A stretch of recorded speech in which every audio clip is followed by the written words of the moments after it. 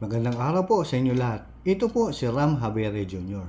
Okay, pag-usapan po natin sa ngayon, ano po ang mga basic needs ng mga tao sa atin, sa ating bansa. Dalawa po ang nakikita ko. Health provision at pagkain. Di po ba? Yung binibigay nyo ayuda, pera, mapupunta lang saan sa iya, sugal, alak, o ano pa. Pagkain po bigay nyo, di ba? Rasyonan po ninyo. So, lahat ng taong wala, nabigyan po ninyo. Maganda po yung ganun. Yun ang kailangan nila. Tapos, pag nagkakasakit, hospital at gamot. Yan ang ibibigay natin.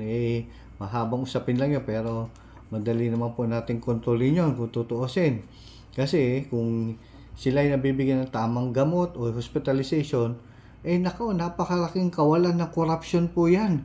Kasi pag tinanong nyo, mag-survey po kayo, bakit ba kayo nagkukurap? Kasi kailangan namin pera, mamaya may magkasakit sa amin.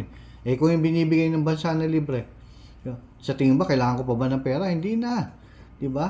Kahit maubos siya, wala mong problema Kasi kung magkasakit ako, hingi lang ako ng gamot sa gobyerno punta lang ako sa ospital ng gobyerno, walang bayad Di ba? Kung yan nabigay nyo, bakit magkukurap pa ako? Para saan ko gagamitin yan?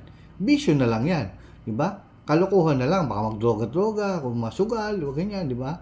Doon ko na lang gagamitin yan kasi hindi ko na kailangan sa hospital yan Number 1 na pag-iipon natin is health service, health provision.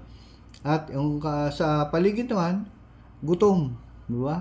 Yung mga nagkakalat-kalat yan, mamalimos, gutom yan di ba? Kung binibigyan pagkain, punta kasi sa social welfare, magiging regular na bigyan pagkain sa'yo, walang dahilan para mamalimos ka niyan, di ba?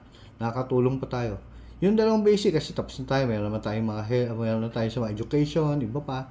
Etong dalawa po, pag-aralan nyo. Point of view, importante lang po itong dalawang to. Yan po ang kailangan ngayon ng taong bayan, basic po yan. Yun lang po. Magandang araw po sa inyo lahat.